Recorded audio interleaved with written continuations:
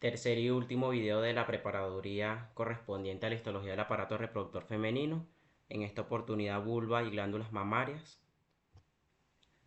La vulva corresponde a los genitales externos femeninos que se ubican por delante del periné y que van a estar revestidos por piel fina y que por tanto presentan los anexos cutáneos como pelo, que vamos a denominar vello púbico, glándulas sebáceas, sudoríparas y numerosas terminaciones nerviosas sensitivas como corpúsculos de Pacini y de Meissner.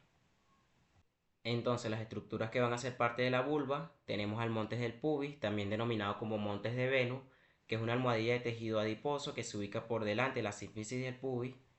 Tenemos los labios mayores, que son dos pliegues cutáneos con forma de semiluna, que tienen una configuración similar a la piel del escroto del varón y que por tanto va a estar formado por un músculo liso análogo al dartos del escroto y tejido célulo adiposo, además de que presenta una superficie externa cubierta por vello púbico y una interna lisa que va a estar en contacto con los labios menores. Los labios menores tenemos que igualmente son dos pliegues cutáneos semilunares similares a la piel del pene que carecen de vello y limitan al vestíbulo de la vagina.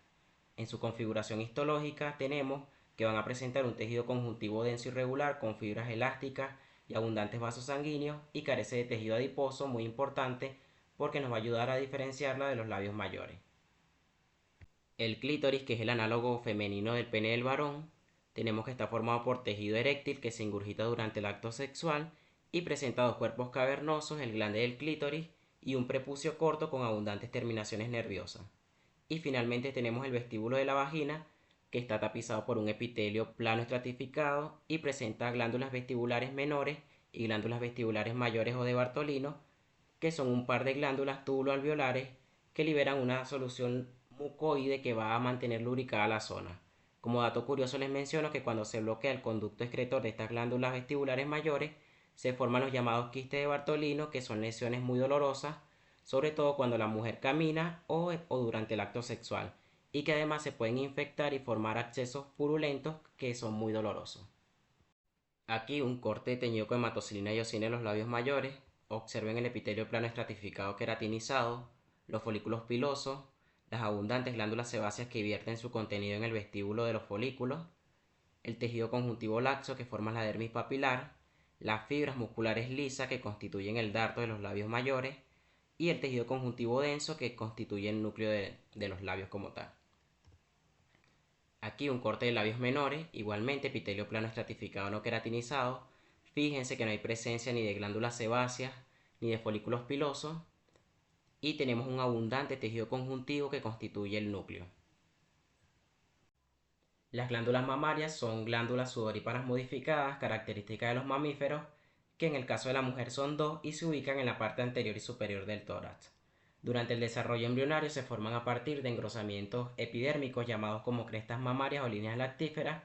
que se ubican a cada lado de la línea media, y un dato importante es que el tejido glandular mamario va a estar presente tanto en hombres como en mujeres, pero va a ser en estas últimas donde por acción de los esteroides ováricos son más prominentes y desarrolladas.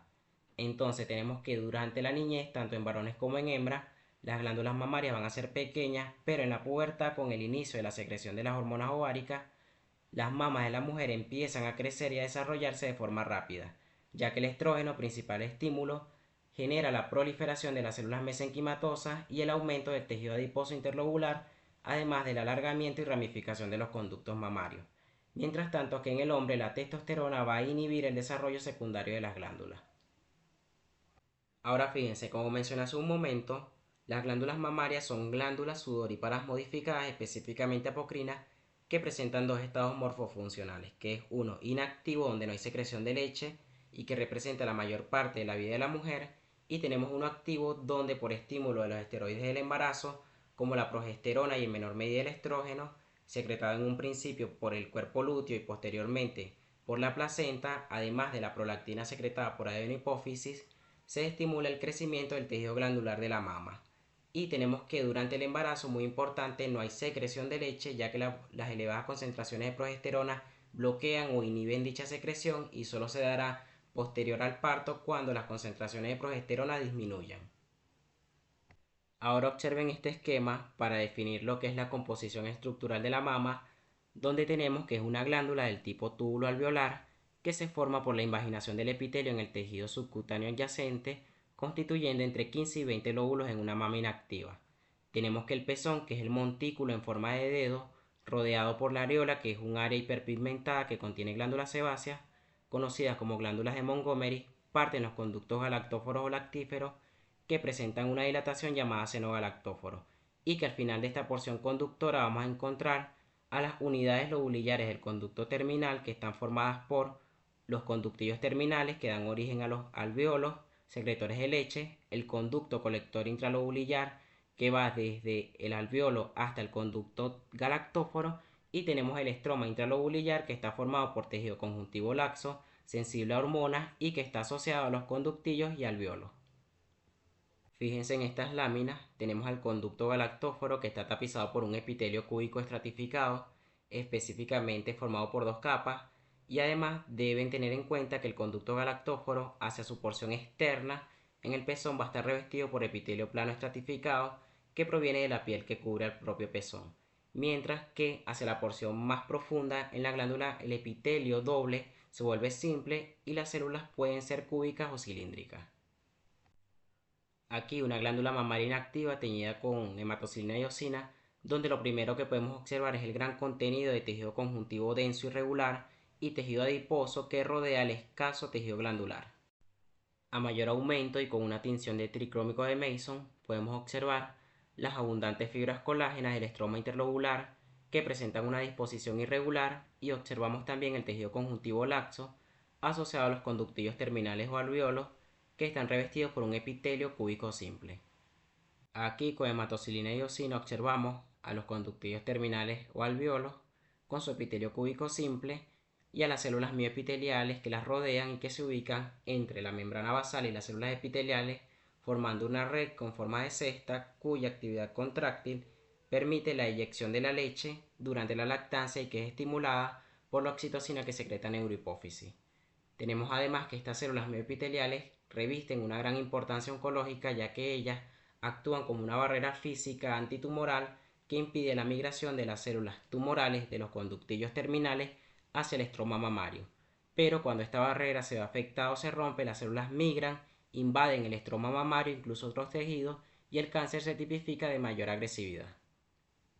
Durante el embarazo, la glándula mamaria va a experimentar unos cambios importantes y fascinantes que van a ser estimulados por las elevadas concentraciones de hormonas, como por ejemplo, en el primer trimestre del embarazo los conductillos terminales se van a alargar y a ramificar gracias a la proliferación de las células epiteliales y mioepiteliales. Mientras tanto, durante el segundo trimestre, a partir de los conductillos terminales se diferencian los alvéolos mamarios, cuyas células varían entre planas y cilíndricas, y también tenemos la infiltración del tejido mamario por parte de los linfocitos y eosinófilos, y muy importante los plasmocitos, que van a producir las inmunoglobulinas A que se secretan en la leche y que van a proporcionar una inmunidad pasiva al recién nacido contra los microbios que pueden ingresar por el aparato digestivo. Y finalmente en el último trimestre vamos a tener que el epitelio de los alvéolos se hace cúbico simple y las células desarrollan un retículo endoplasmático rugoso extenso, y podemos observar que en el citoplasma hay abundantes vesículas de secreción y lípidos.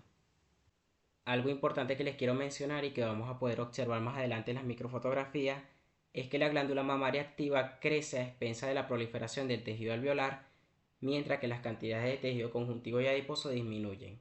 Y para el final de esta diapositiva tenemos que la leche materna presenta un componente seroso y un componente lipídico que se secretan de las células de maneras diferentes. El componente seroso proteínico se sintetiza en el retículo endoplasmático rugoso y se empaqueta en vesículas de secreción por el aparato de Golgi para finalmente ser liberados mediante secreción merocrina, es decir, la vesícula se fusiona con la membrana apical de la célula, vierte el contenido y no daña la célula como tal. Mientras que el componente lipídico de la leche se organiza en gotas en la porción que se acumulan en la porción apical de la célula para ser liberados mediante secreción apocrina, es decir, que las gotas de lípido quedan rodeadas de la membrana plasmática y arrastran consigo una pequeña cantidad de citoplasma.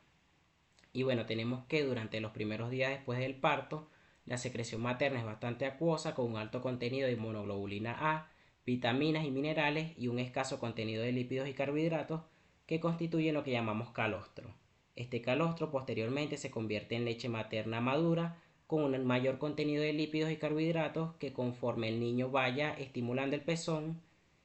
mediante la succión y la prolactina liberada por adenohipófisis, también estimula la secreción de leche. Esta es una vista panorámica de una lámina de glándula mamaria activa, donde lo primero que podemos observar es el abundante tejido glandular, recordando que en el estado activo de la mama es el componente glandular el que prolifera, mientras que el tejido conjuntivo y adiposo interlobular se reduce.